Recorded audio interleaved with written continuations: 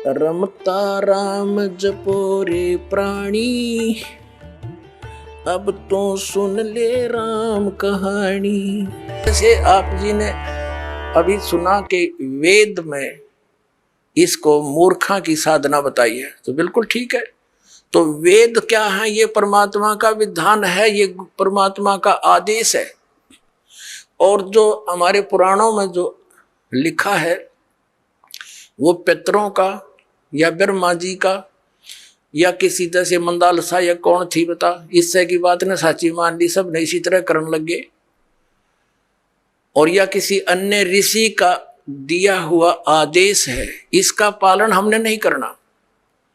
जैसे एक समय एक व्यक्ति की दोस्ती दरोगा से थी, थानेदार से, एसएचओ से। और उस व्यक्ति का जो साथी था, पड़ोसी, उसको बहुत दुखी कर रहा था। उसने अपने मित्र दरोगा जी से कहा कि भाई दरोगा जी, ऐसे ऐसे मेरा पड़ोस में है, साथ वाला मकान में, बहुत परेशान करता है, सारा कुछ कह लिया, पंचायत भी कर ली, नहीं मान रहा, क्या करूं? अब दरोगा जी ने कहा उसका मार लट सर में माफ देख लूंगा।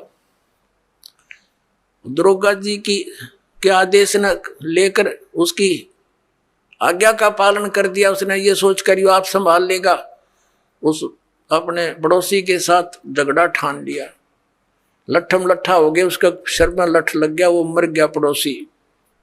अब वो एसएचओ वहां का प्रभारी था, वो लाया, उसी को पकड़कर हवालात में दे दिया, सजाए मौत होगी उसकी। अब राजा का विधान था, किसी का लठ मारेगा और मर गया तो उसकी सजा होगी मौत। और वो विधान तोड़ दिया उस व्यक्ति ने। अपने मित्र एक अधिकारी की आज्ञा का पालन कर लिया, जिससे राजा का विधान टूट गया, वो दंडित हुआ। इसी प्रकार इन पुराणों में लिखा हुआ जो आदेश है, ये दरोगा जी का समझ लो इन पुराणों में। और वेदों में संविधान समझो भगवान का संविधान अगर तोड़ दिया इन दरोगा जी के कहने से, पुराणों के या इन नकली धर्म गुरुओं के कहने से, इन शास्त्र विरुद्ध साधना कराने वाले आचार्य और शंकराचार्यों के आदेश से हमने ये क्रिया कर ली, तो हम दंडित होंगे, हम पितर ही बनेंगे, यानी मौत की सजा मौत की मिलेगी। तो ऐसी गलती हम तो ना करें भाई, और करियो भी मत। एक जीवित उदाहरण दास आपको देता है। मेरे पूज्य गुरुदेव जी ब्राह्मण वर्ण में जन्मे थे। हरियाणा के अंदर जिला भिवानी चरखी दादरी के पास एक पैंतावास गांव है, बड़ा पैंतावास। वहां वो रहते थे, किसान का काम करते थे, वर्ण ब्राह्मण है। पुणात्मा, ब्राह्मण कोई जाति विशेष नहीं। दास बहुत बार कहता है कि देखो ब्राह्मण बेदक जा, कि ब्राह्मणों के विषय में कह रहे हैं, नहीं। और वो खेतों में, मेरे जो गुरुदेव थे ब्राह्मण वर्ण में जन्म था उनका, खेतों में गौवें चरा रहे थे अपने खेतों में। उसके पास पहले जंगल बहुत होते थे, वन बहुत होते थे। एक दिन उनकी भेंट हमारे दादा गुरुजी से होगी, यानी एक संत से। वो उससे प्रेरणा पाकर के घर से खिसकने की सोची और गुरुदेव का एड्रेस पूछ लिया। सब ज्ञान से परिचित होकर खेतों में शाम के समय गौएं चरा रहे थे, और भी कुछ साथी पाली गवाले थे। तो उनको ये कहकर के मैं फ्रेश होकर आता हूं, मैं देर हो जा तो तुम पशुओं ले चलना, मैं आप आ जाऊंगा। वो जंगल में चले गए गहरे। पालियों ने वो अपने गौएं गांव में ले आए। अब वो सामने काफी देर होगी, जब नहीं आए, उनका बचपन का नाम, गांव का नाम हरिद्वारी था, पंडित हरिद्वारी।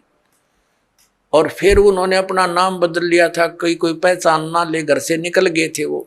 तो उन्होंने क्या किया, अपने कपड़े जो पहन रखे थे वो उतार दिए। 2 जोड़ी कपड़े लेकर गए घर से, उस दिन एक अलग से ले गए थे, किसी को दिखाया नहीं।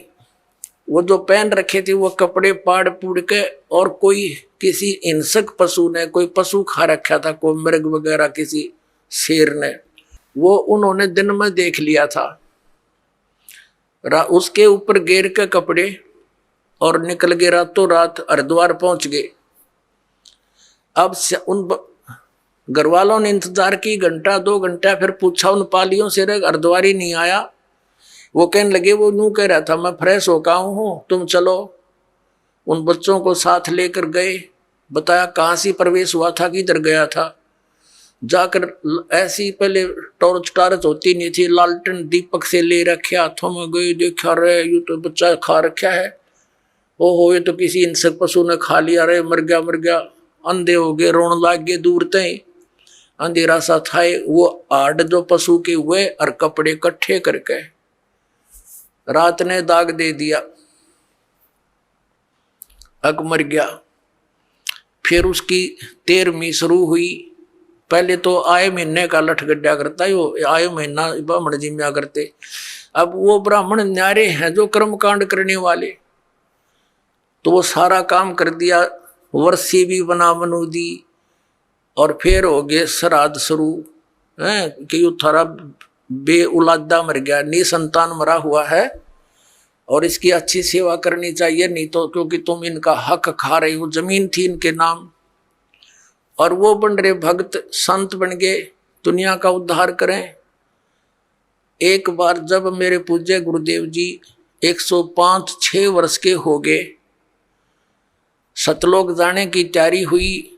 तलवंडी भाई फिरोजपुर जिला पंजाब में उनका आश्रम, एक इसमें खन्ना के अंदर था, एक मोगा के अंदर था, एक नजफगढ़ आश्रम था।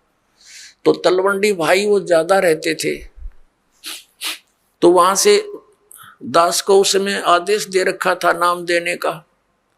बहुत से शिष्य भी उनकी प्रेजेंस में दास के हो गए थे। 2 बच्चों की सेवा लगा रखी थी, उनकी सेवा में छोड़ रखे थे। तो उनका संदेशा आया कि गुरुजी यहाँ पैंतावास आ चुके हैं। तो दास भी पहुंच गया 3-4 भक्तों को लेकर गाड़ी से।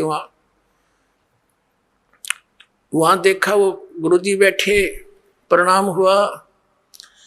फिर उनकी एक भाभी जी थी, वो 92 वर्ष की हो रही थी, 92 ईयर ओल्ड थी। उससे बातचीत हुई। हमने उनसे पूछा कि माता जी जब हमारे गुरुदेव यहाँ से चले गए तुमने क्या सोचा पीछे थे?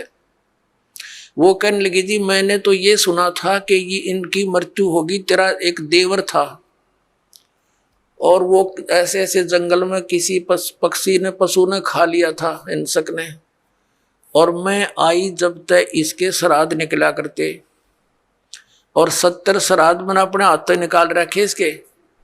और जब भी कभी कोई ऊख चूक घर में हो जाती, पशुओं में कोई हानि होती, फसल में हानि होती, हम अपने गुरुजी ब्राह्मण के पास जाते थे, उससे जंतु पितरा पुत्रा पढ़वाते थे। वो क्या कहा करता कि तुम्हारा अर्धवारी निसंतान मरा हुआ है और वो तुमने सिद्ध है, तुमने हानि करता है, उसके 500 कपड़े बनवाओ, उसके श्राद्ध अच्छी तरह निकलवाओ और उसका फलाना कर दो। वो जो कुछ भी कहता वो सारा करते हम, और फिर भी यूं कहता इनका ठीक से श्राद्ध नहीं, अगली बार मैं करूंगा अच्छी तरह। 70 तो श्राद्ध करवा दिया, यूं बैठा नो का यूं। अब मैं कहने लगा माता जी देखो गीता जी में मना कर रखा है 9 में जाके 25वें श्लोक में कि भूत पूजनीय भूत बनेंगे, पितर पूजनीय पितर बनेंगे, ये पूजा नहीं करनी चाहिए। अरे यो आपके सामने जीवित उदाहरण रहा, ये मूर्ख बना रहे थे आपको। और वो साधना को वो कोई सच्ची बात थी इन लोगों की। ये तो ईब तो अब तो छोड़ देना इसको। ने बोली ना भाई या तो पुरानी लाग है, नो के छूटे है, बाढ़ में पड़ो फिर भी ना छूटे, हद कर दी भाई। आंखों देख रही है, आपसे कह रही है कि मैंने इसके 70 श्राद्ध निकाल लिए, पिंड भी भरवा लिए, न बोलो पितर बन गया ये। हमारे पितर नहीं हो सबका, ये तो उद्धार करने वाले महापुरुष बन गए, लाखों लोगों का उद्धार कर दिया। इस नृत्यों इनके श्राद्ध निकालो, इन मूर्खों को पालन लग रही।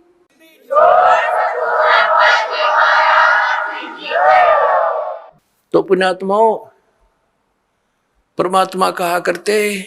आप सुन रहे थे जगत गुरु तत्वदर्शी संत रामपाल जी महाराज जी के मंगल प्रवचन। अधिक जानकारी के लिए विजिट कीजिए हमारी वेबसाइट www.jagatgururampalji.org। संत रामपाल जी महाराज जी के शुभ आशीर्वाद से पूरे विश्व भर में 500 से भी ज्यादा नाम दीक्षा केंद्र हैं, जिन पर संत रामपाल जी महाराज जी द्वारा ऑनलाइन निशुल्क नाम दीक्षा दी जा रही है। अपने नजदीकी नाम दीक्षा केंद्र का पता करने के लिए संपर्क करें 8222880541।